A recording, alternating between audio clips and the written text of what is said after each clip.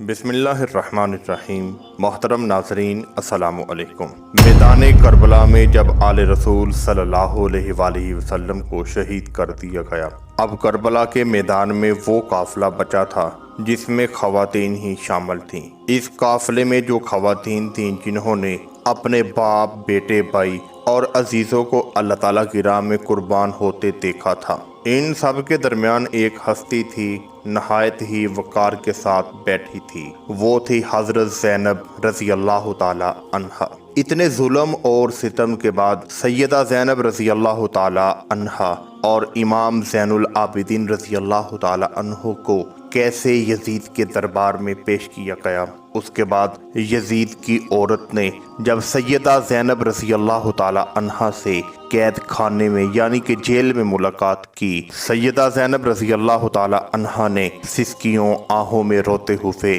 جب واقعہ کربلا بیان کیا، یزید کی بیوی کیوں ٹھاٹھے مار مار کر رونے لگی۔ میدان کربلا میں اہل بیت کے جتنے افراد باقی بچ چکے تھے ان کے ساتھ شام والوں نے کیسا سلوک کیا، اور آخر میں سیدہ زینب رضی اللہ تعالی عنہا نے کیسا خطبہ دیا، آل رسول صلی اللہ علیہ وآلہ وسلم کا یہ واقعہ آج کی ویڈیو میں مکمل طور پر بیان کیا جائے گا، لہٰذا جو نبی کریم صلی اللہ علیہ وآلہ وسلم کی آل سے محبت رکھنے والے ہیں اس واقعہ کو انتہائی محبت اور عقیدت کے ساتھ سنیے گا۔ شام کی سرد رات اپنے سائے پھیلا چکی تھی، آسمان پر چاند تو موجود تھا مگر اس کی روشنی ابھی جیسے غم کی چادر میں لپٹی ہوئی محسوس ہوتی تھی۔ شہر کی گلیوں میں خاموشی تھی، لیکن قید خانے کی دیواروں کے اندر جہاں آل رسول صلی اللہ علیہ وآلہ وسلم کو قید کیا گیا تھا وہاں آہوں اور سسکیوں کی ایک نئی دنیا آباد تھی۔ یہ وہی قافلہ تھا جو کربلا کے خونی میدان سے گزر کر شام پہنچا تھا۔ محترم ناظرین، اس قافلے میں وہ خواتین تھیں جنہوں نے اپنے باپ، بھائی، بیٹے اور عزیزوں کو اللہ تعالیٰ کی راہ میں قربان ہوتے ہوئے دیکھا تھا۔ ان سب کے درمیان ایک عظیم ہستی نہایت وقار کے ساتھ بیٹھی ہوئی تھی۔ وہ تھی جگر گوشائے حضرت علی المرتضیٰ جناب سیدہ فاطمہ رضی اللہ تعالی عنہا کی بیٹی حضرت زینب رضی اللہ تعالی عنہا۔ ان کے چہرے پر غم کے اثرات ضرور تھے مگر ان کی نگاہوں میں کمزوری نہیں تھی۔ وہ جانتی تھی کہ آزمائش کی گھڑی یہ ضرور ختم ہوگی۔ اسی دوران قید خانے کے دروازے پر قدموں کی آواز سنائی دی۔ ایک خادمہ اندر داخل ہوئی، اس کے چہرے پر حیرت بھی تھی اور احترام بھی تھا۔ اس نے آہستہ سے کہا، شہزادی محل کی ایک خاتون آپ سے ملنے کی خواہش رکھتی ہے۔ حضرت زینب رضی اللہ تعالی عنہا نے خاموشی سے اس کی طرف دیکھا۔ وہ کون تھی؟ خادم نے نظریں جھکا کر جواب دیا کہ وہ یزید کے محل سے آئی ہے۔ قید خانے میں بیٹھے سب لوگ ایک دوسرے کی طرف دیکھنے لگے۔ محترم ناظرین، کچھ لمحوں کے بعد ایک باوقار خاتون اندر داخل ہوئی۔ انہوں نے سادہ لباس پہن رکھا تھا مگر اس کے چہرے پر بے چینی صاف نظر آ رہی تھی۔ وہ چند قدم آگے بڑھی پھر رک گئی۔ اس کی نظریں حضرت زینب رضی اللہ تعالی عنہا پر جم گئیں۔ کچھ دیر تک وہ خاموش رہی، آخر وہ بولی، میں جانتی ہوں کہ آپ نے بہت کچھ برداشت کیا ہے۔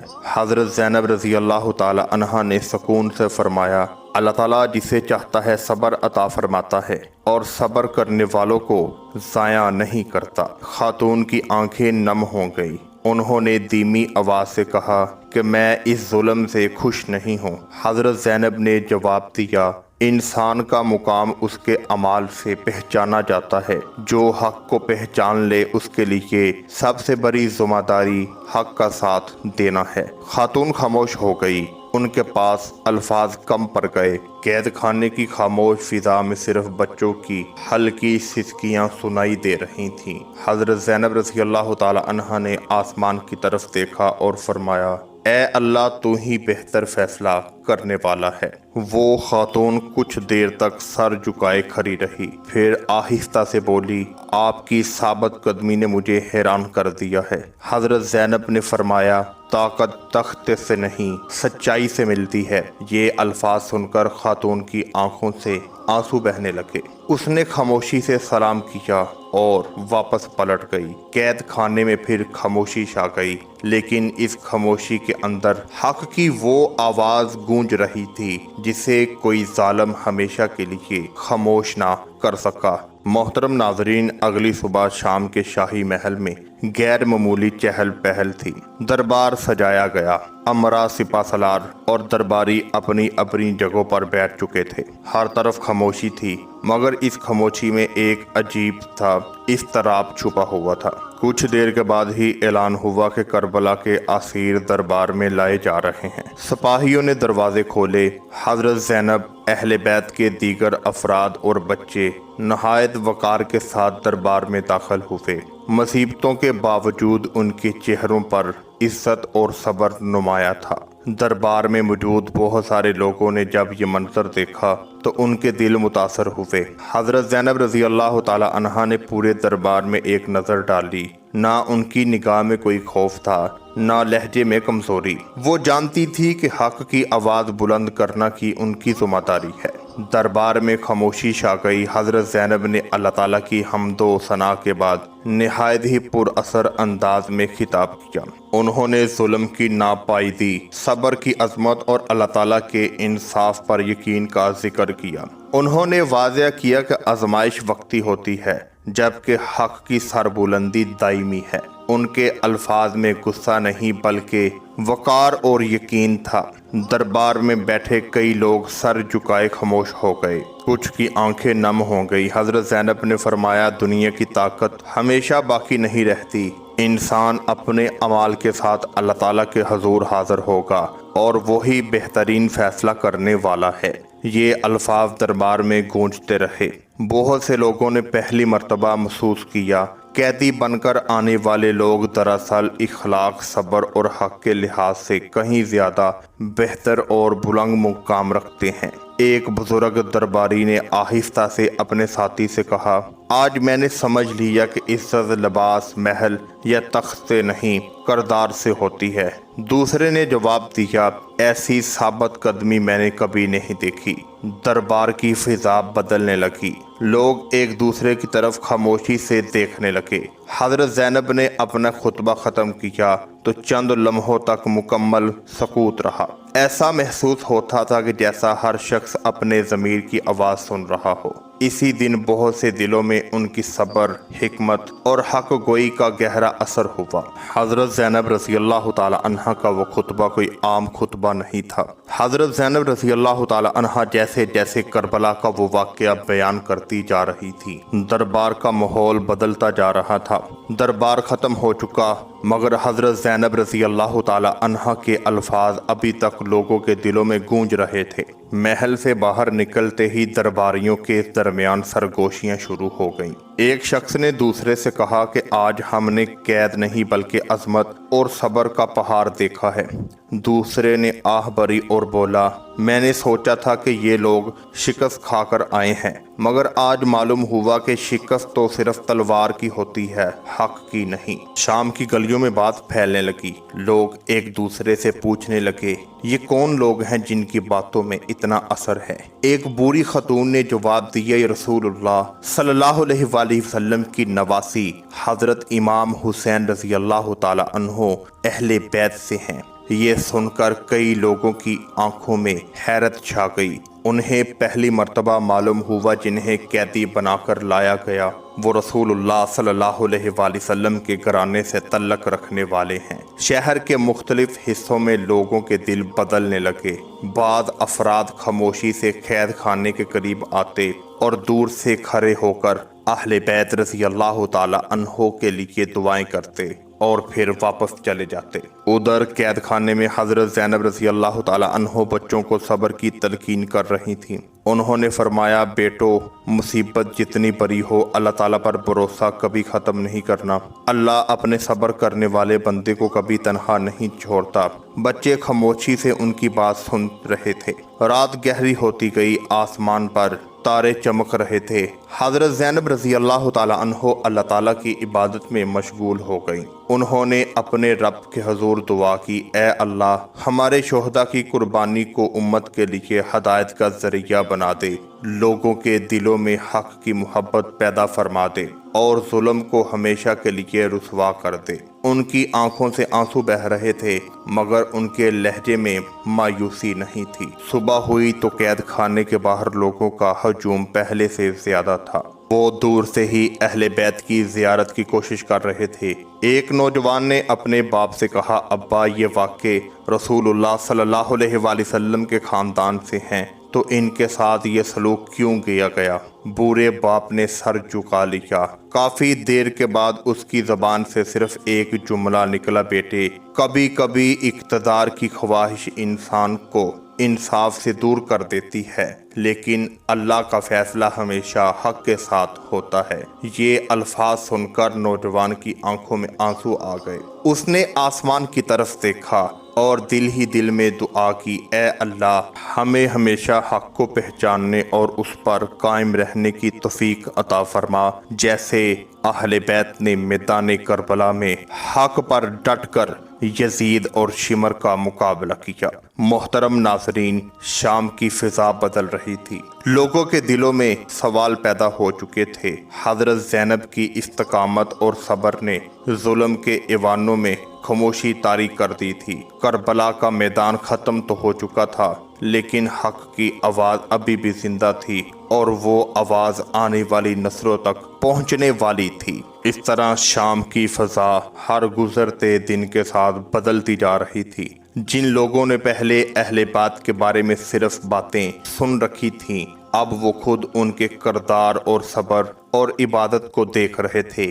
قید خانے کے باہر ایک دن چند خواتین جمع ہوئیں۔ ان میں سے ایک نے آہستہ سے کہا، یہ وہی خاندان ہے جس کے بارے میں ہمارے پیارے نبی حضرت محمد صلی اللہ علیہ وآلہ وسلم محبت کی تعلیم دیتے تھے۔ دوسری خاتون کی آنکھوں سے آنسو بہنے لگے۔ اس نے کہا، اگر یہ رسول اللہ صلی اللہ علیہ وآلہ وسلم کے نواسے کا خاندان ہے تو ان پر اتنی بڑی آزمائش کیوں آئی؟ ایک بزرگ خاتون نے جواب دیا کہ اللہ اپنے مقرب بندوں کو آزمائشوں کے ذریعے بلند درجات عطا فرماتا ہے، اور تاریخ گواہ ہے نام ان کا ہی زندہ رہا جو حق کے ساتھ ڈٹے رہے۔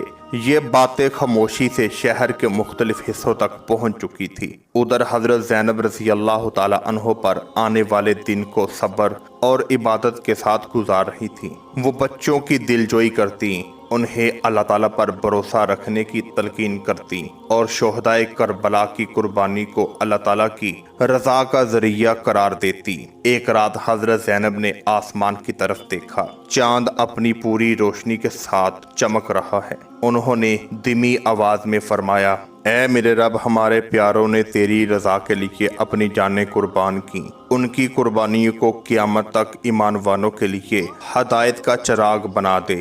یہ الفاظ سن کر قریب بیٹھے بچے بھی خاموشی سے آمین کہنے لگے۔ چند دن کے بعد ہم کے کئی معزز افراد نے محسوس کیا کہ اہل بیت کے ساتھ لوگوں کی ہمدردی بڑھتی جا رہی ہے۔ ہر شخص یہی کہہ رہا ہے کہ ظلم کبھی ہمیشہ کے لیے قائم نہیں رہتا۔ اسی دوران حضرت زینب رضی اللہ تعالی عنہا نے اہل بیت کی خواتین کو مخاطب کرتے ہوئے فرمایا، ہماری ذمہ داری صرف صبر کرنا نہیں بلکہ حق کو زندہ رکھنا بھی ہے۔ اگر ہم ثابت قدم رہیں گے تو آنے والی نسلیں جانیں گی باطل وقتی ہوتا ہے مگر حق ہمیشہ باقی رہتا ہے۔ یہ الفاظ سن کر سب کی آنکھیں اشکبار ہو گئیں۔ سب نے اللہ تعالیٰ سے دعا کی، امت کو ہمیشہ حق اور انصاف کی راہ میں یا الہی قائم رکھ۔ قید خانے کی دیواریں اگرچہ مضبوط تھی لیکن ان دیواروں سے زیادہ مضبوط حضرت زینب رضی اللہ تعالی عنہا کا ایمان تھا۔ دن گزرتے رہے مگر ان کے حوصلوں میں کبھی کمی نہ آئی۔ شام کے لوگ اب سمجھنے لگے کہ کربلا صرف ایک جنگ کا نام نہیں بلکہ صبر، قربانی، حق، استقامت، ایسا پیغام جو قیامت تک زندہ رہے گا۔ رب ناظرین، وقت گزر گیا مگر کربلا کی قربانی کا اثر کم نہ ہوا بلکہ پہلے سے زیادہ گہرا ہوتا چلا گیا۔ شام کے بہت سے لوگ جنہوں نے ابتدا میں حقیقت کو نہیں جانا تھا اب اہل بیت کی عظمت کو سمجھنے لگے۔ انہیں احساس ہو چکا تھا کہ طاقت اور حکومت ہمیشہ کے لیے نہیں رہتی، لیکن سچائی اور قربانی ہمیشہ زندہ رہتی ہے۔ حضرت زینب نے ہر آزمائش کو صبر، وقار اور اللہ پر کامل بھروسے کے ساتھ برداشت کیا۔ انہوں نے اپنے بھائی، خاندان اور ساتھیوں کی قربانی کو صرف ایک ذاتی کام نہیں بنایا، بلکہ اسے امت کے لیے ایک ایسا پیغام بنایا جسے صدیوں بعد بھی یاد رکھا جاتا ہے۔ جب اسیر کے دن ختم ہونے لگے تو اہل بیت کی نگاہوں میں صرف ایک ہی دعا تھی: اللہ تعالیٰ امت کو حق اور باطل میں فرق کرنے کی توفیق عطا فرما دے۔ حضرت زینب نے اہل بیت کی خواتین اور بچوں سے فرمایا: ہم نے جو کچھ دیکھا وہ آسان نہ تھا، لیکن اللہ کے فیصلے پر راضی رہنا ہی ایمان کی نشانی ہے۔ یاد رکھو، آزمائشیں ختم ہو جاتی ہیں، مگر اللہ کے لیے کیا گیا صبر ہمیشہ باقی رہتا ہے۔ ان کے الفاظ سن کر سب آنکھیں اشک بار ہو گئیں، لیکن ان کے دلوں میں امید پیدا ہو گئی۔ کربلا کا پیغام صرف ایک میدان تک محدود نہ رہا، وہ نسل در نسل منتقل ہوتا چلا گیا۔ لوگ حضرت امام رضی اللہ تعالی عنہ کی قربانی، حضرت زینب کی استقامت، حضرت امام زین العابدین کے صبر اور اہل بیت کی عظمت کو یاد رکھتے ہیں۔ حضرت زینب نے ثابت کر دیا، اگرچہ تلواریں جسموں کو زخمی کر سکتی ہیں، مگر حق کی آواز کو خاموش نہیں کر سکتی۔